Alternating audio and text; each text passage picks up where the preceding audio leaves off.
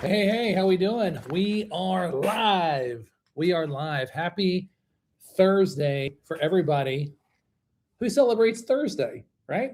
You have to have some fun with this. We can't be serious all the time. Great to see everybody. Go ahead and give me a one in the chat if you're excited to talk mobile homes, talk training, talk questions, and that'll get the party started here. If you haven't yet done so, give me a huge thumbs up if you could, please. That'll help the rest of the community members know that we are live here and we're back on the scene, helping everybody learn about mobile homes here on this fantastic Thursday. And if you haven't yet done so, please go ahead and subscribe to the channel. We'd greatly appreciate it. If you haven't yet done so, that helps grow our community and helps get our message out to everybody about training on manufactured homes and all that good stuff. So welcome. Artsy Lady, great to see you in here. Always love your positivity on the channel. So if you're new to this, what we're going to do is we're going to cover one topic. We do this every Thursday. I train on something for about 10 to 15 minutes. I then roll into questions, and boy, do we got a bunch of questions this week. Everybody's taken advantage of contacting me directly, either through my email or through our YouTube channel and asking questions. So I've got a bunch of questions to go over this week. A little bit of everything. It's kind of a grab bag, and we're going to have a lot of fun with those questions. And then after that, we're going to finish it up, as we always do, with the hour and talk about the questions that you have in the live chat. So if you have any questions in the chat, go ahead and type them in here. And I will do the best I can to get to as many questions as I can before the hour runs up. We do this every Thursday. It doesn't cost anybody a dime. I am here to train. I love doing this. I hope my passion for teaching and my passion for this industry and helping people definitely comes through, because I look forward to this every Thursday. If you're here last Thursday, we had a power outage, which was kind of fun. Fear not. I have my flashlight just in case the power goes out like it did last week, and we'll have fun with it. So with that being said, what do you say we jump into it and let's get right to it? So tonight what I want to do is I want to talk about one topic, and it's going to be the major mistake that I see people always make when buying a mobile home. Okay, now this mistake can really ruin somebody financially because when you're buying a mobile home, manufactured home, whether it's in a park with leased land, or it's in a park where you're owning a share, or it's out on private land, it's a massive purchase. Okay, a lot of times people say your home purchase is going to be your biggest purchase. Okay, so you just want to be really careful with this. And I put together a list of, actually not just one. Okay, that's kind of that's I couldn't find just one. I really created about 6 or 7, and I hope you take advantage of this and learn what I have seen after brokering about 600 of these now over the past 5 years. And these problems, if they are made, it can really hurt somebody financially big time. And even if it doesn't hurt them that bad financially, it can make them just not real happy with the whole situation. And nobody wants to be nobody wants to be in a house they don't want to live in. Okay, so let's go ahead and jump in. The first one is they fall in love with the house without doing their due diligence first. Okay, I see this happen all the time. They go into a home, and I see this happen more with like brand new homes. They go into a dealership lot, or they go to a trade show or something like that, and they see the latest and greatest house, and they ooh and they ah, and they can get approved with financing, or they got the cash to buy it, whatever the story is, and they don't take a step back to say, oh, is this actually going to fit, like in the park that I'm buying the home in? It sounds silly. I know it sounds silly, especially if you've never been in this situation, but I've seen this happen more times than I care to admit. So they go and they buy a house that actually doesn't fit in the community that they want to put it in, or they buy a house that doesn't fit on the setup of their private land. Okay, so they get oohed and awed by the house, and they don't actually take a step back to say, is this going to fit? I did that once years ago. The first pickup truck I ever bought, I was right out of college. I bought this truck, man. I was hot stuff. Just ask me. Didn't fit in my garage. So now I have this truck that I, saved up money for, and I was all excited about. And now all of a sudden it was getting hammered with snow. It was getting hammered with rain in this new pickup truck that I had, because I didn't do the basic measurements of saying, is that thing even going to fit? Then, it was such a bummer because the paint started to fade and everything else. So I made that mistake. So if I made that mistake, I'm sure I'm not the only person in this room who's made that mistake. My brother bought this gorgeous gorgeous refrigerator, and it didn't fit in the front door of his house. Okay, so we all make those goofy mistakes. Sometimes it happens. So just make sure you do your due diligence on a home before you actually pull the trigger. Next thing is not getting clarity, not getting park approval clarity before they actually go and buy the house. Okay, technically speaking, you want to get approved by the park for residency prior prior to buying the home. Okay, we as licensed mobile home brokers, we do not play around with that. We do not sell a home to somebody who's not park approved. I would love to say that every brokerage does that. They don't. I would love to say that every for sale by owner does that. They don't. So I've seen a lot of times where people go and they actually buy the house and in a park, and they paid the money and they transferred the title, so they have everything in their hand, and then all of a sudden they go to the park office to like pay their lot rent, or they go to the park office to get approval and they get denied. And the park says, you can't live here. And they're like, well, yeah, but I just bought the house. And the park's like, I'm sorry, you didn't get approved. That's a problem. That's a major problem in parks. Okay, so number one is they buy a house and it literally doesn't fit with where they're wanting to put it. Number two is they buy a house in a park before they get a park approved. They find out that they can't live in the park because they get denied park approval, right? They get denied at the park office. And then they're stuck with a house in a park they can't live in. Okay, that is that's a bad situation to be in, because in both situations you own a house that you can't live in, right? So make sure that is something that you really look for. Next one is if you buy a pre-existing home, not doing your due diligence on the roof and the AC. Okay, the roof and the AC are your two major components. I would actually go out on a limb and I would say by far the most important thing of a manufactured house is the roof and the quality of it. Okay, I know I'm going to hear in the comments. I say that word different. Roof. It is what it is. If you don't do your due diligence on that, on the roof, okay, what is going to happen is if you have a bad roof, that is going to lead to water intrusion. Water is going to come in through the bad top of your roof. It's going to get into the ceiling. Okay, the ceiling is going to have mold. It's then going to get into the side walls, and it's going to start bowing out the walls. And if it's really bad, then it's going to get into the subfloors and make your subfloors weak. A bad roof and not doing your due diligence on the age of it and what kind of condition it is in, that is a surefire way to lose. I've seen people lose their house because it's such a bad roof. A bad rainstorm comes in, the water gets in. Then if you live in like the South or the West, like especially like in South Florida, the water gets in, the humidity kicks in. Before you know it, you got mold. Now all of a sudden you're coughing, you're getting sick, and it's in your walls. You got mold there. And I've seen people literally lose their house.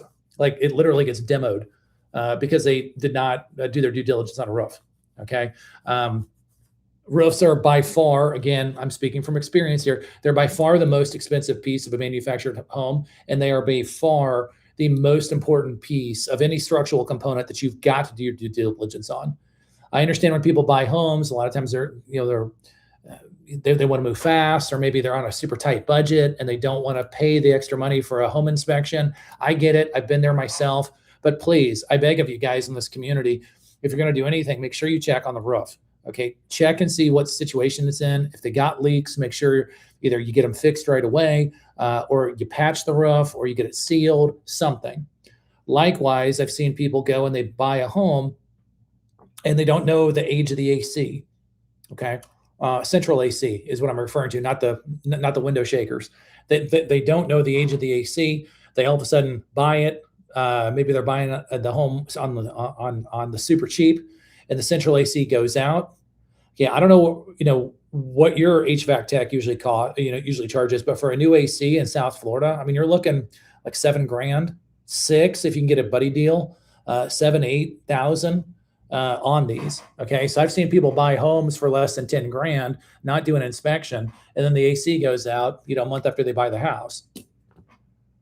They're going to have to go and spend just about as much as they spent on the house to get the AC fixed. I've seen people go and buy a home and they not do a home inspection, or not even a roof inspection. And the first storm comes through, not a hurricane, just a a rainstorm that you'll get anywhere in the country, and they have a pinhole roof leak, and the pinhole roof leak winds up turning into mold. They have to get their entire ceiling removed, thousands upon thousands of dollars just to get the mold remediated, and then they have to go and get a new roof on top of it. Okay, so they can easily be walking into a situation where, like a double wide roof right now from a good reputable company, you're looking about 10,000. A single wide's probably around 6, plus the ceiling being torn out. You got to pay for the demo, then you have to pay for the construction. And I understand people in the business in this industry are pretty handy, but man, do your due diligence on the roof. If you go to a roof and you see, this is kind of the last piece, I'll talk about this. If you go to walk into a roof and you see, let me see if I can show it to you here. Let's see if we can see it. You can't really. There it is right there. Do you see that? If you can see it on your TV, it's going to look like a coffee stain. I don't know if you can see that or not, but in the mobile home dealer office, then at one time there was a roof leak. Okay. When you walk into a house, always look up and start looking for coffee stains. Okay. Coffee stain, and I call them coffee stains. I'm sure there's a technical term, but the mobile home dealer calls them coffee stains. The reason why I call them coffee stains is if you were wearing like a white t-shirt or like a white, like sweatshirt or something, like a hoodie or something, and you take a sip of coffee and some of it spills on, like, your lapel or something, and it dries. You know how it has like that brownish kind of like funky outline on it? You know what I mean? That is going to be what it's going to look like in the ceiling. Okay. So when you see that, that means either there's currently a roof leak and it's getting worse, or in the past there was a roof leak. Okay. If you see that, that's not necessarily a 911, but that is you're on alert. You know what I mean? Like you're looking around, you're like, all right, what else I got going on? And I know this comment is going to sound kind of gross, and I'm not trying to be gross. I'm trying to be, professional here. But if you ever see one of those, here's the easy way to see how bad it is. Go and touch it with your bare hand, and then sniff your hand. I know that sounds like gross, and I'm not trying to be whatever, but if it smells like dirty gym socks, just like, ugh, okay, that's got mold in it. It's probably an active leak. If you touch it and it's dry as a bone, and you sniff your hand, sounds silly, I know, and you don't really smell anything, it probably was a roof leak in the past. It probably has been remediated. It's probably been plugged. You probably don't have an active roof leak, but at some point in time in the past, you did, and that's just something to make a note of. Okay, so that's a huge one. I went on there a little bit long. I'm sorry, but you always want to make sure you take a look at the roof, take a look at the AC. Okay, especially if it's central AC. Another big problem that people will make, and this is more for the park situation, is if they make a decision to buy a home in a park and it's got lot rent. Okay. I just shot an educational video on this today, and you'll see it on the channel here in probably in 2 or 3 weeks, but I did a full educational video on this one. And this is not expecting and anticipating and budgeting for lot rent increases. Okay. A lot of people want to give mobile home parks with lot rent a black eye, and they say, oh, like, why would you ever want to buy a house in a park if you don't own the land? Well, I mean, again, I'm not going to go down that path. Everybody kind of knows where I stand with this, but understand that there's an average annual lot rent increase of 4.5%. And we could talk about why the lot rent goes up. That's another conversation. Again, if you've been on these live streams, you kind of know why it goes up, but it's about 4.5% is the annual lot rent increase. Okay. One of the biggest mistakes I see people make is they buy a home in a park with the most lot rent they can afford today. Okay. So let's just say, I'm just making a number up. Let's say the lot rent's $500, and they buy that home in that park that has $500 lot rent because they can make the payment, right? That's cool. But they don't take a step back and think, okay, like, how is this going to look like for my finances in like 2 or 3 years? Okay. Because you figure 4.5%, we'll just say 5% for simple math. That's about $25 a year. Rough numbers. Okay. Kind of work with me on that.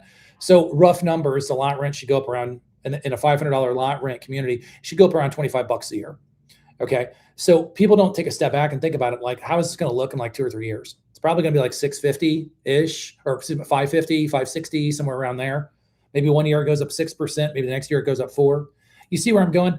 So people don't buy the home anticipating where the lot rent's going to be. They buy it where it's at today. Okay, if you're a sports fan, the great hockey player Wayne Gretzky, if you know that name back from the 90s, I guess I'm dating myself on this, but people would ask him how he was always such a good hockey player, and he would always sit there and say, I don't skate to where the puck's at, I skate to where the puck is going to be. It's kind of the same thing with lot rent. I know that's kind of a stretch for people who don't know sports, but you kind of sit there and say, all right, this is what it's going to cost me today. How much is this going to cost in 2 or 3 years? And that's one of the biggest mistakes I see people making with things all the time with homes. The next one is people, when they buy a home, I already kind of talked about the inspection of the roof, but another big one is going to be the electrical panel and the plumbing. Okay. Because when you buy a manufactured home, there's essentially 4 main parts. Okay. Now we can talk till I'm blue in the face about all the other stuff, and that's fine. But after selling, like I said, over 600 of these, there's essentially, it's a very simple structure, and it breaks down to 4 main components: the roof, the AC, the plumbing, and the electrical. Okay. If you don't go and get the cabinets looked at, fine. If you don't flush every toilet, fine.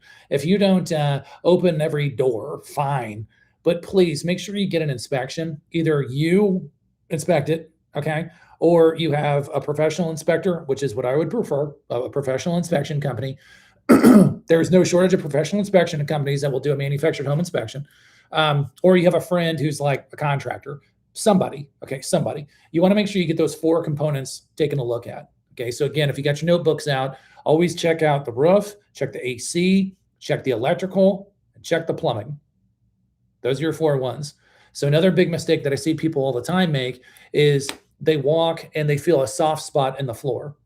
Now, if you're new to this style of housing, let me explain this real fast, and I'll just give you the once over. Manufactured home flooring is totally different than single family flooring, okay, or like condo flooring. So manufactured home, you're going to have the carpet or whatever you're walking on, right? And then underneath that, you're going to have what's called subflooring. Now, subflooring, subflooring is either going to be a product called particle board, which essentially is glued sawdust, or it's going to be plywood, okay, like 3/4 inch plywood or whatever, okay. Underneath the plywood, okay, you're going to have support beams, okay. So this is kind of like how your subfloor looks, all right. So you got carpet, you got subflooring, you got support beams, and then under here, you've got like your plumbing and stuff like that, your vapor barrier, and then underneath that you have dirt. Okay, people make a mistake, and what they do is they see that they feel like a soft spot in the floor. Okay, and soft spots, if you're not familiar with this, soft spots a lot of times are going to start appearing near water. Okay, so by the shower, by the toilet, by the sink, by the dishwasher. You get my drift. Okay. They're going to feel a soft spot, and they're just going to say, oh, it's a soft spot. It's no big deal. I'll just have the handyman fix it. No, you want to make sure you hit the brakes and you say, all right, I got to get the plumbing checked out, because you could have a massive water leak under there. And that soft spot that you think is only going to cost you, say, $500 to the local handyman, or you're going to do it on a Saturday afternoon, you could literally be opening up the can of worms, and you can have a massive plumbing leak. You can have a vapor barrier that's shot. You can have all types of mold underneath your house. You could have all types of problems. So if you feel a soft spot around like a toilet, again, around water, right? So toilet, shower, dishwasher, sink, that kind of thing. If you see that, that's not a 911. Okay, it's not like I'm out of here, but it's the same thing as that coffee stain. Okay, it's the same thing as that coffee stain. You see it, or you feel it with like your sneakers. And if you haven't ever felt a soft spot, believe me, you'll know. Okay, you'll know. It's literally you're walking on like regular flooring, and all of a sudden, whoops, you are stepping down on a sponge. Like, you'll feel it. Believe me. When you feel one of those, immediately, it's not I'm out of here. I'm to heck with this. No, it's the same alert you got to make when you have like the coffee stain. So make a note. Say, okay, I got a soft spot around the toilet. Mark said that it's going to be around water. It's pretty bad. I don't know if I really want to step on it. Inspection time. Inspection time. Because if there's not an inspection done and the person you're buying the house from is just like, oh yeah, Uncle Harry will come and fix it for a 6-pack. No, no, no. I'm sure Uncle Harry can do just a fine job, but I'm going to stop. I'm going to pay the money and I'm going to get an inspection. That's inspection time. Okay. So again, the 4 points that you always want to take a look at: the roof, the AC, the electrical, and the plumbing. The next thing you want to look at is if you have soft spots, inspection time. Okay. Because that could mean God knows what is going on underneath the house. And you just want to hit your brakes, because believe me, guys, to get a home inspection on most of these homes, it's going to cost anywhere between, like, depending on where you are in the country, like $400 to $600. And I know that's not chump change. I know that's still like a good amount of dough that you got to put on the table. Like, I get that, but believe me, spending $400 to $600 for peace of mind for a professional home inspector who's going to put their license on the line and be like, hey, it is just a soft spot. Cool. Like, that makes you feel a lot better, as opposed to, paying the $400 and the home inspector is like, no, don't buy this house. It's going to be a money pit, right? In that situation, you probably would feel really good about spending that $400. Okay. The last thing I'm going to talk about is emotion. Okay. I'm going to be going a different angle here on this one, so bear with me. I see people all the time in this business, and they see a house and they look at the view, or they see a house and it matches their financial needs, or it's next to their grandkids, or you get the idea, right?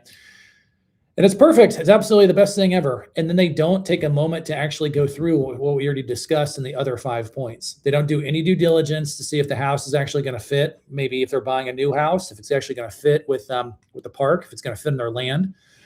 They don't. If it's in a park, they immediately want to buy the house because they get nervous and they get that fear of missing out, and they want to buy the house right now without getting approved at the park. And believe me, the mobile home dealer is not one of these companies, I assure you.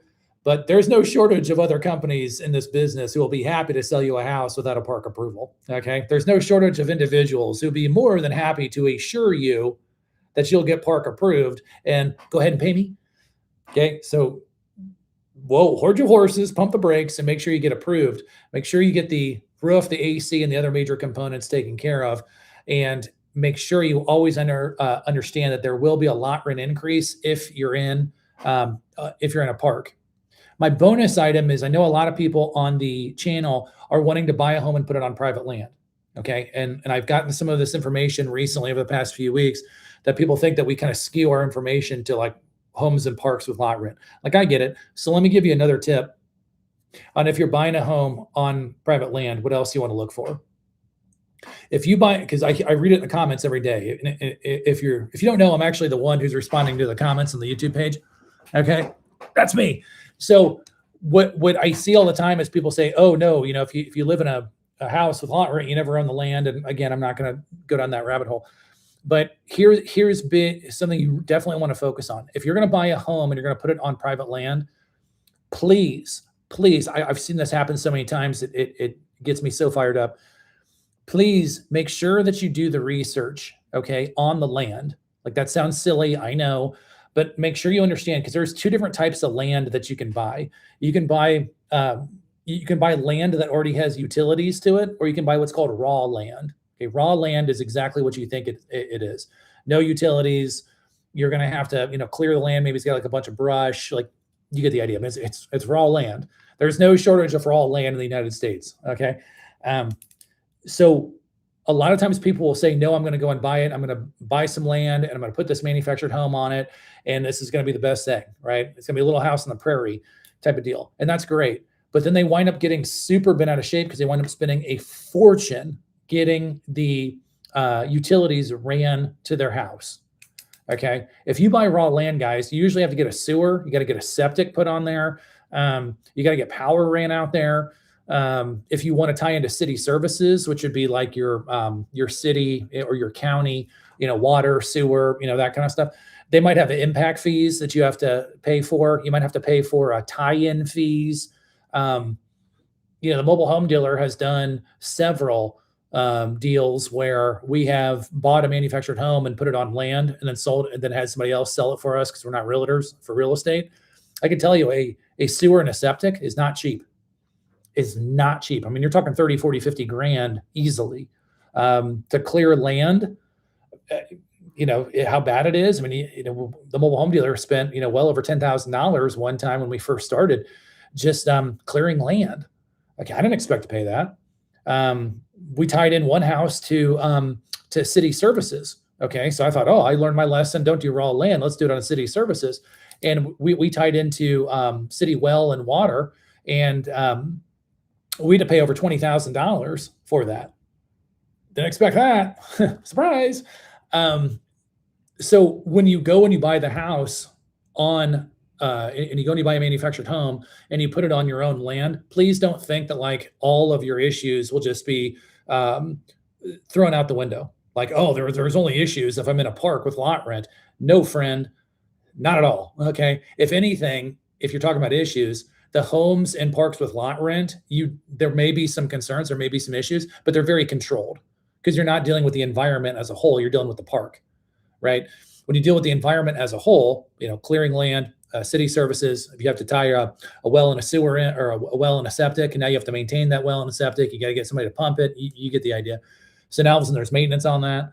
So when people always talk about like, there's no issues if you just buy my own land, I'm just going to buy my own land and put a house on it. I read it in the comments every day. I'm just like, guys, you have no idea what you're talking about, with respect, because there are their own issues. Now, can you mitigate those issues and make it manageable? Sure. But can you mitigate and manage the issues in a park? Yes, absolutely. Because you have a lot less issues to deal with because they already have the water, the power, the sewer, right? The pool's already set up, you know what I mean? Everything's already set up. Now you just have to, budget for the lot rent increase and all that other good stuff, right? Does that make sense? So those are some of the main issues I see all the time when people are buying homes. And now that you guys have that information, you guys can go forward in your buying purchase, in your buying journey, and you don't have to make the same issues or make the same mistakes that I've seen happen hundreds and hundreds of times. So if that was beneficial on tonight's training, I went a little bit over what I usually go on. Go ahead and give me a thumbs up or say that you learned something in the comments, and then I'll jump into the group questions that I was emailed earlier this week.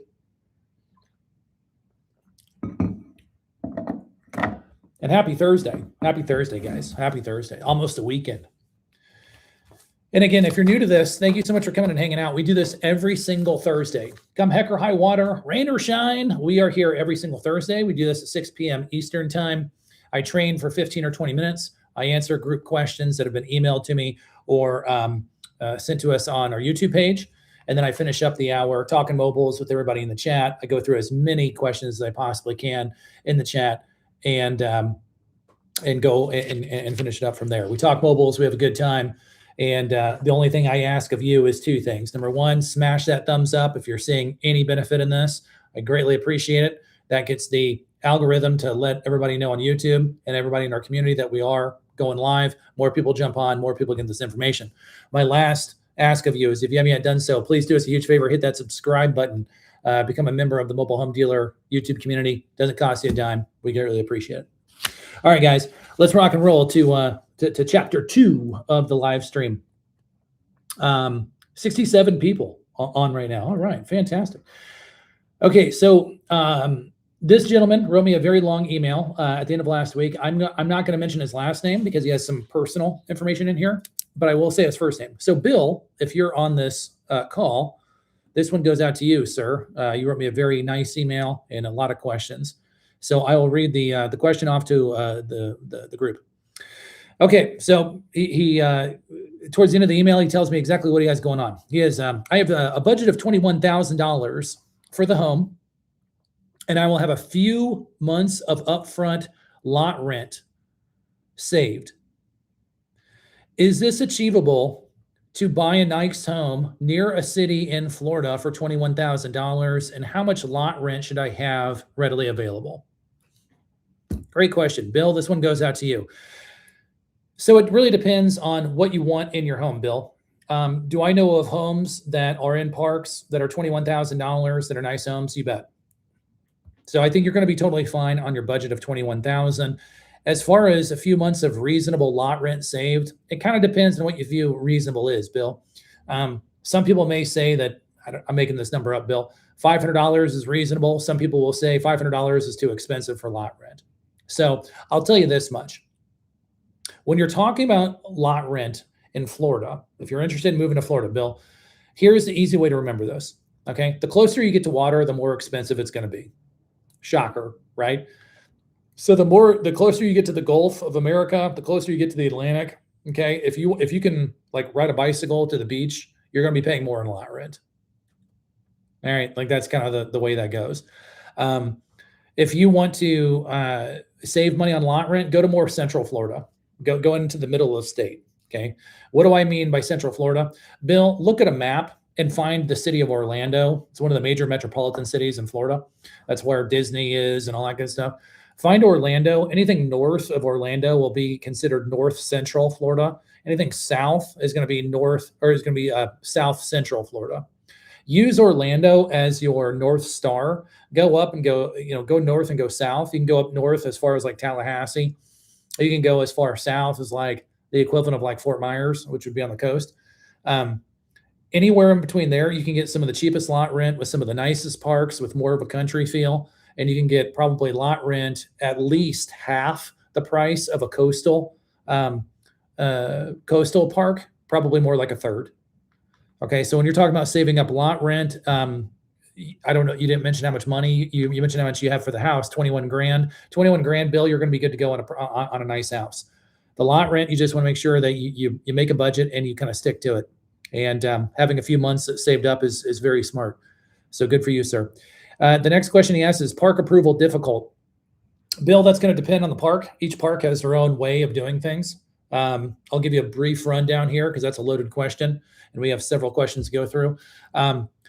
Parks make approval a lot more difficult than they need to be. Why they make it seem more difficult, I don't have the foggiest idea, Bill. But most parks are going to check three things. Okay. Your credit, your criminal, and your money. The credit, they're pretty flexible these days, especially post 2020. Most parks are not like hardcore on credit. Take that as you will. Most parks are always going to be hardcore on criminal. If you have a violent offense, if you have a sexual offense, if it's a felony, they're pretty hardcore on that, especially if it's like a recent deal. There was, if you had I won't even go any further than that. As far as money goes, generally speaking, most parks are more focused on monthly income. So using the $500 reference, most parks look for $500 times 3. So a 3 times multiple in lot rent to income ratio. Okay. Now you mentioned in your email that you said you and your wife. Okay. So in that situation, they would take you and your wife and they'd add them together, assuming that she's going to live there. So they're going to take you and your wife's credit, you and your wife's criminal, and you and your wife's money, and then factor that out. Okay, so that's going to be basically how they do the park approval. Next question he said is insurance required? The direct answer to that is no. No, insurance is not going to be required if you buy the home in cash. Income will, or insurance will be required if you have a loan. Okay, so if you're going to get financing, which it doesn't sound like you are because you said 21K cash, then no, you're not going to need insurance. One last point, Bill. Then you make some comments at the end of the email, very flattering about me personally, and that you sincerely appreciate how I help and what I'm teaching. So that's very flattering. Thank you so much, Bill. That actually means the world to me. So thank you. The last thing I want to mention, Bill, is when you're buying the house for cash, okay, you got 21,000. That's a good amount. But Bill, you have to factor in the price of the home, the sales tax, if you have any closing fees that the company that you're working with charges, and your title and registration. Okay. So generally speaking, I overshoot on fees to every client, and all of our team members at the mobile home dealer, I train them so they say it's going to cost more and then come in less, because we'd much rather say it's going to cost you $3,000 and all of a sudden it costs you $2,000. And all of a sudden we're saints, as opposed to saying 2 and it mean 3 and now you can't buy the house. So generally speaking, Bill, always factor in about 7 7% ish for sales tax. And then you're going to have some additional fees on top of that for maybe a closing fee or a title registration. But always remember sales tax is right around 7%. It's technically not, but that's a different conversation for a different day. So always figure out what the price of the home, but always remember, Bill, when you're factoring in your budget, factor in sales tax, title, registration, and closing costs, and you, sir, will be good to go.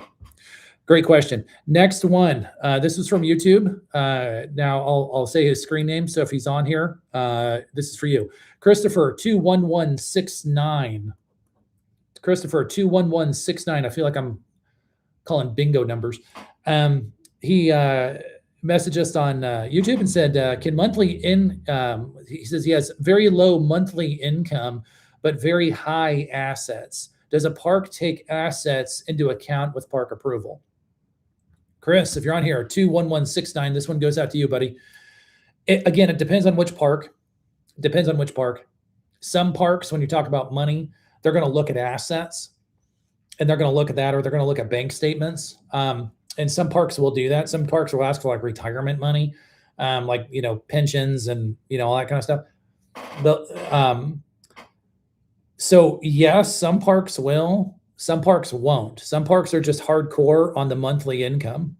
Some parks don't give a what about monthly income. They're more concerned about assets, and some vice versa. So Chris, I would sit there and say most parks are going to care about income. Less parks are going to care about assets. But if you don't have the income but you got the assets, just call around to parks and find a park that's going to work for you. If you have the income, most parks are going to go off that. If you don't and you got the assets, some parks will still work with you. So you just want to find out which park you're looking for and then call them and say, hey, this is kind of my story. You don't need to give them like your whole life story and be like, well, this. You don't need to give your whole life story. But just kind of what you said in your question, say the exact same thing. Hey, park manager, my name's Chris. I'm interested in this house. I'm interested about park approval. I don't make a lot of money, but I'm loaded on the back end. Is this going to work for you guys? Go that way, and they'll be able to help you out. Okay. This is the next question from YouTube. This came in earlier today. Your screen name is Dennis Haley. So Dennis, I imagine that's your name. Dennis Haley, this one goes out to you, sir. I keep seeing how Florida is talking about getting rid of property taxes. If they get rid of property taxes, will lot rent decrease? That, Dennis Haley, I don't know. I don't know. I don't have a crystal ball. It's pretty dim right now. Here's what I can tell you, because I don't have a fact. Okay, so don't take this as gospel on this channel. Okay, what I think is if they get rid of property taxes, that lot rent will still go up, but I don't think it's going to go up at 4.5%. I think it'll still go up, but I don't think it's going to go up at an average of 4.5%. I think it'll probably go up considerably less, but I do think that it'll still go up. That's just my opinion. The cost of landscaping and the pool guy and the electricity, that usually goes up every year. Just a portion of the lot rent increase has to do with property tax. The vast majority of the increase in property or lot rent increase, Dennis, actually has to do with the insurance of the property and the increase on the amenity fees. So the landscaper charges them more, they have to charge more. A hurricane or an earthquake or a fire came through, they had to file a claim to put back, I'm making this up, to put back the clubhouse. The insurance now all of a sudden bumps up for next year.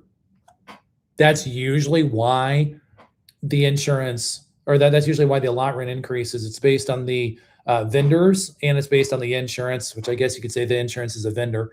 So that's why. That's also why, you didn't ask Dennis, but that's also why a lot of parks don't allow big dogs.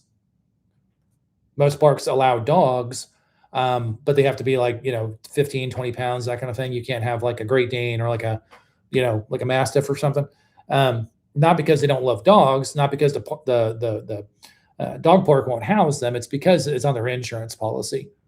So that's a lot of times why people get all boo-hoo because the big dog can't come in. I'm like, actually, the park, it's based on the insurance. So will the lot rent go down if property taxes are done in Florida? I'd probably say no, but I bet it'll probably increase less. Last question, and then we'll jump into the group chat. If you haven't yet done so, go ahead and type your question in the group chat. I'll get through them as many as I can here in a minute. Last one was sent in from on YouTube. This was sent in again today. Your screen name, sir, is Donald Beach H5K. Donald Beach H5K. So if that is you, sir, here we go. This is a fast one. He said, Mark, appreciate everything you're doing on the channel. How often does lot rent go up? Is it an annual thing, or how is it done? Yes, Donald.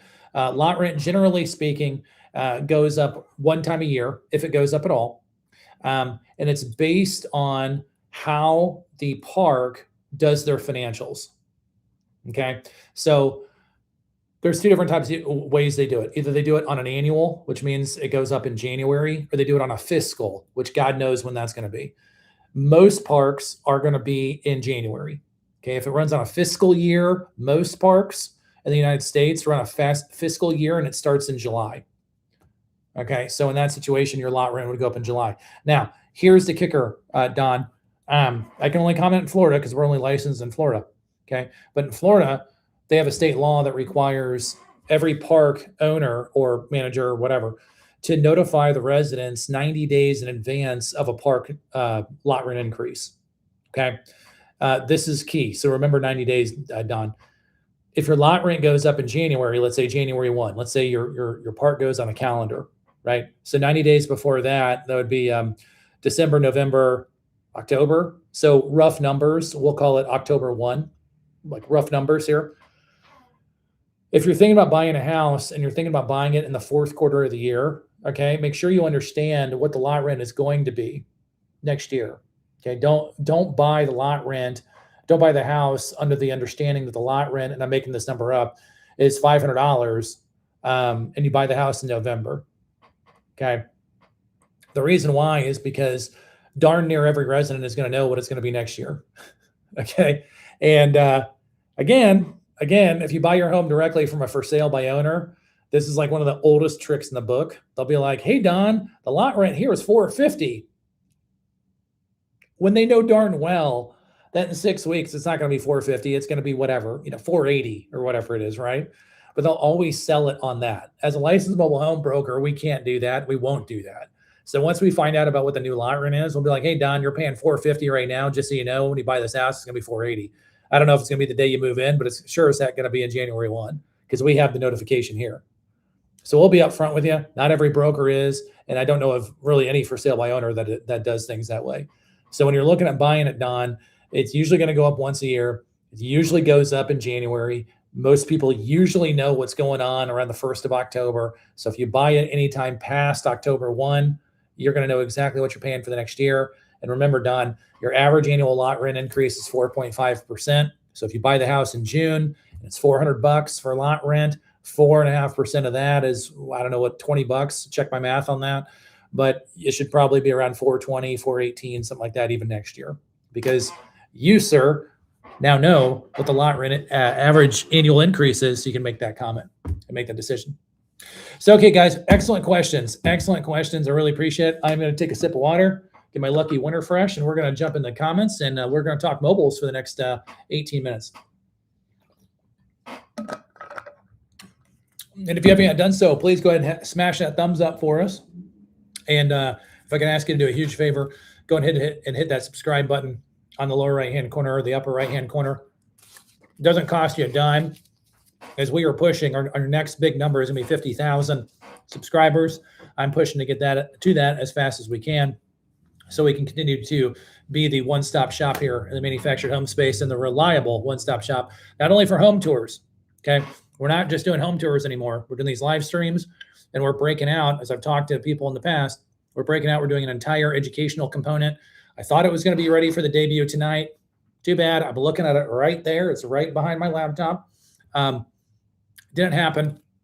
That stinks. But hopefully next week we'll be up and rocking and rolling, and I can talk about the education. And we are pushing hard to be not only the home tour guys, which that's part of it. We're pushing hard to be the education people in the industry, because I believe after doing this now for 5 years and selling over 600 homes, that this industry has nobody who's carrying the torch to actually educate people on this industry. And I have such a passion for it. It might as well be me. So I'm going to run with the education and the education portion of it for the entire industry, and teach everybody how to buy homes, how to sell homes, how to invest in homes, how to flip homes, how to put homes on land. I've done it all at this point with that stuff. I've seen a lot, and I feel like if no one's going to educate people, I'm going to be the one. So that's what we're working for on this. So everybody realizes how awesome this industry is and how to buy a home at a good price and sell one.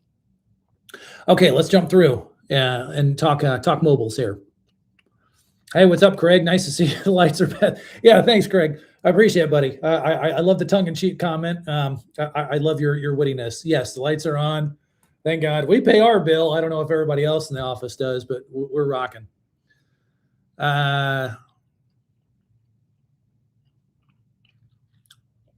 Go Yard 9. The Florida ADU law. If it passes, will you then be able to build an ADU on mobile home land? Maybe. That's an interesting comment. The mobile home dealer's attorney and I actually were talking about this last week. He believes to think that no, they're not going to be able to put an ADU in a community. I believe they're going to do ADUs a little bit different. I think a lot of people are going to start chopping up. If that law does pass, I think a lot of people are going to be chopping up their big double wides, and they're going to be putting in-law suites in them, and they're essentially going to be like studios. I think that's what's going to happen.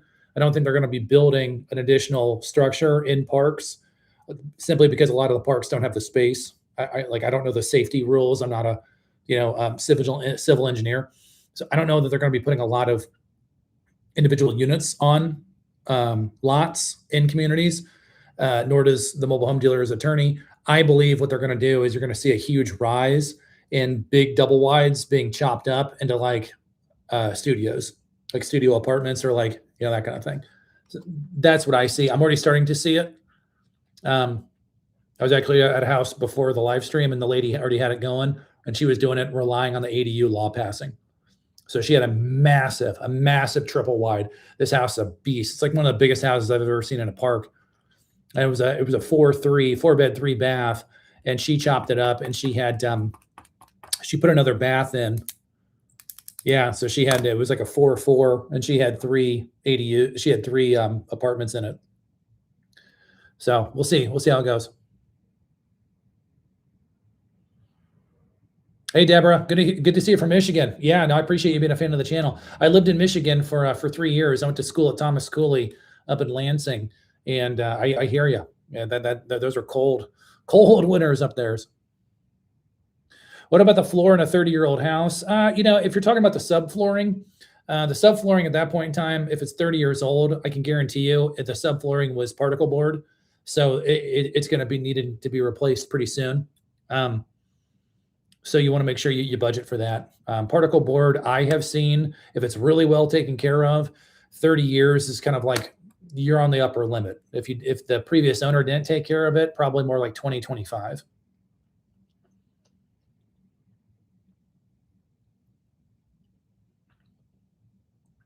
Hey, Michelle. I'm sorry about your husband passing. I'm very sorry to hear that. Sold your house and you want to pay cash for a mobile home around 20 grand. Is that a good deal? Is that a good idea? It can be. Bill, our question, he's got 21,000, so the same amount of money as you, and he's looking at buying one down here. It definitely can be. But Michelle, if you're new to this, you want to decide if you're going to buy a house in a park. Number one, make sure you budget your lot rent. So before you even look at houses, always focus on lot rent. What can you afford? And then how long do you expect to live there? If you expect to live there for a year, doesn't really matter. If you're expecting this to be like a forever home or something like that, again, what we talked about earlier in this live stream, factor in about 4.5%, maybe 5% increase each year on lot rent. Okay, please do not wind up like so many people and they wind up moving into the house of their dreams. They're doing the beach life, they're getting out of the snow, and all of a sudden, boom, 2 or 3 years down the road, they didn't plan for a lot rent increase because they bought the most home they could on that day. And now all of a sudden, boom, they have to dump their house. So is it a good idea? I think it's a great idea, but make sure you budget for lot rent. Rabadab, how big of an issue are termites? Well, I'll be honest, it can be an issue because the building structure of a manufactured home is wood. It's not concrete and steel. So it can be an issue. The way to avoid that is if you buy a new manufactured home or if you buy a pre-existing one, there's no shortage in any area in the United States of pest companies that'll come out and they'll spray like once a month or like once a quarter or whatever. Um, and some people don't pay for that because they don't want to pay for it, and they wind up with termites. So yeah, I mean, at the very least, have a spraying company.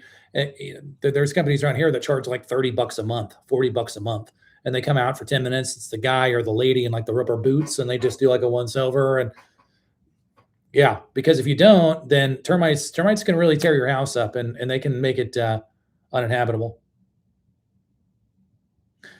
Irish for life. Love the love the screen name. Yeah, exactly. Just like buying a used car. You're totally right. Irish for life. What's the most common reason people don't get approved? Money. Money. Yeah. You could easily have $100,000. Yep, you're right, Irish. You could definitely have 100 grand into redoing the house. Absolutely. Craig, about the placement of the house. Why are homes placed on the ground, over the ground? So they're always going to have some sort of a stacking system on them, Craig. Um, they're never just going to sit like directly on the ground. Okay, so there's going to be a stacking system. The newer homes are stacked up higher with cinder blocks, and they got steel piers that go in. The older homes, they're going to have lower stacks, and it's just the requirements and how the ordinances and such have changed over the years. So if it's an older home, you have a lower stack. If it's a newer home, you got a bigger stack. We did a video on our channel about 2 weeks ago of a 2000, I think it was a 2023 home, and I made a comment on the voiceover about like how big the back porch was. I didn't show this on the video, okay, because I don't show some stuff because it's silly for me to do that. But there was some skirting, and I moved it back, and I looked under it just to see. Man, that thing was huge. The stacking on the thing had to be in like, and I don't know, but it had to be like 4 or 5 feet. It was so cool because it was stacked up, and it was almost a brand new home. So it's based on the age, Craig. No, Irish, I think you're going to be good. Speeding ticket, don't worry about that. You're fine.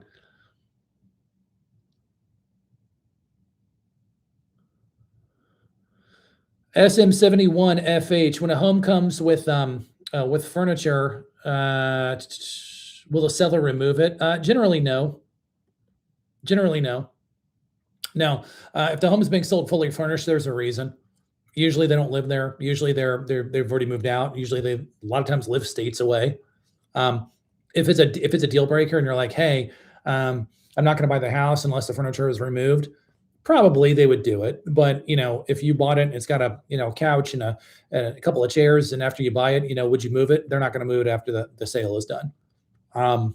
So if it's a big deal and you're like, hey, like this is going to make or break it, talk to the sale. I can't speak for anybody else other than the mobile home dealer. If you speak to anybody with a mobile home dealer, we'll make it work. We'll absolutely make it work. Will the park manager allow them to have yard sales? Sure. Yeah, absolutely. Most parks have a couple yard sales a year. They usually have like a spring clean out sale or like a fall clean out sale. A lot of them do them around like Christmas time too. So yeah, they have those all the time. Thanks, Irish. Appreciate your support. Thank you very much. That's flattering. Irish, like we talked about earlier, about 4.5% is going to be your average lot rent increase.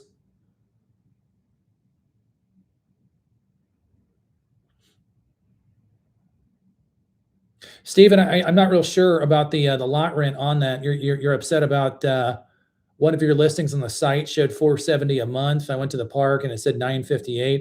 I'm not sure about which one you're referring to. We always give, and I don't know that off the top of my head. We do the best we can to give what we call estimates. Okay, so we do not at the mobile home dealer say exact numbers on lot rent. A lot of people get frustrated with us for that. There's a reason why. We don't work for the park. We're an independent company. So if the park increases their lot rent without us knowing, and we put a very specific number on the lot rent, like that's why when you watch our videos, I always say around $500 a month, just a hair over $600 a month. I know what it says on my listing sheet. It might say like $613.15. Okay, nobody at the mobile home dealer And especially me, I'm never going to say that and say, well, it's $613.17. I'm never going to say that. And the reason why I'm not going to say that is because since we don't work for the park could change the lot rent, or they could, now charge for water and they not tell us. And now all of a sudden our marketing it could theoretically be like misleading. Because if I say 613.74 and somebody goes and calls the park office and it's 627, now all of a sudden it's only $10 difference, but now we're made to look like the bad guy. So we always say around 600. If it's 625 or if it's 575, it's still around 600. So that's why we always give estimates, and we always put the onus or the responsibility on finding out the exact amount of money with the buyer. But we do the best we can to give estimates.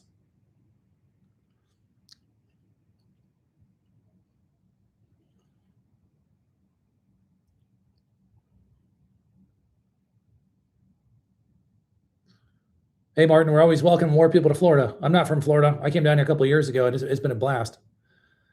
Some dogs cannot even be insured. You're right, Irish.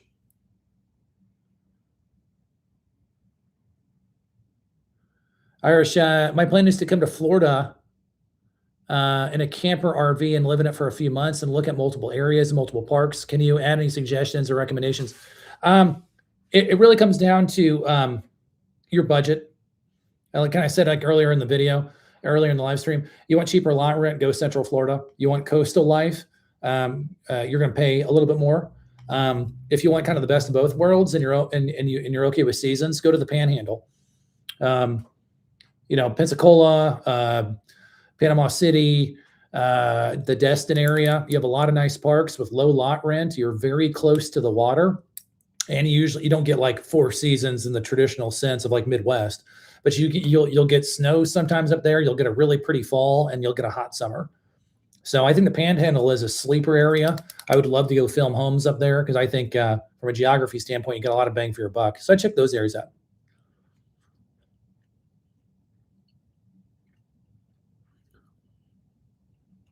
Stephen, I'm sorry about all the negative comments. I hope you're doing okay. I look in the stream and it's one negative comment after another.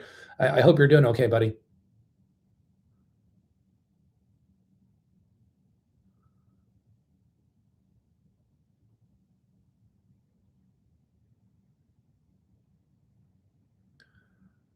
Yeah, Irish, half of what you can afford. Yeah, awesome. Awesome. Smart play.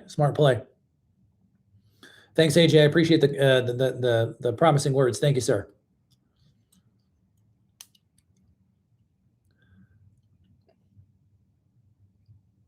BW333. That I don't know. That I don't know about 3% a year. I don't know if that's a legal thing. I'm not totally sure. Not totally sure on that. That would be great, right? Because when I say the average, please keep in mind that I do the national average. So you have mobile homes in 49 states. There's no mobile homes in Hawaii. Okay, so that's the 4.5% is a national average. So if the park that you're talking about says we can't do it more than 3%, rock and roll, right?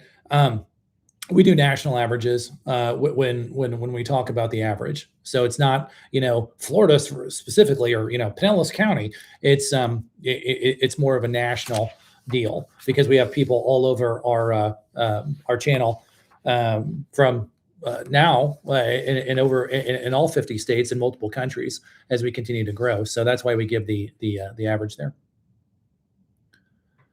You're right, Irish. It's been kind of a wacky winter, that's for sure. I think there was snow up north, which is just kind of wacky to think that you're on the beach one day and it's snowing the next.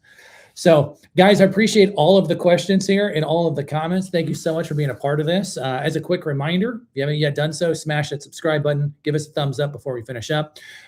Hopefully, fingers crossed, God willing, we will be able to wrap things up with the educational platform here going into next week. What you'll see when we do the educational platform, guys, is I'm going to be doing a Sunday video. Okay, we usually never do Sunday videos.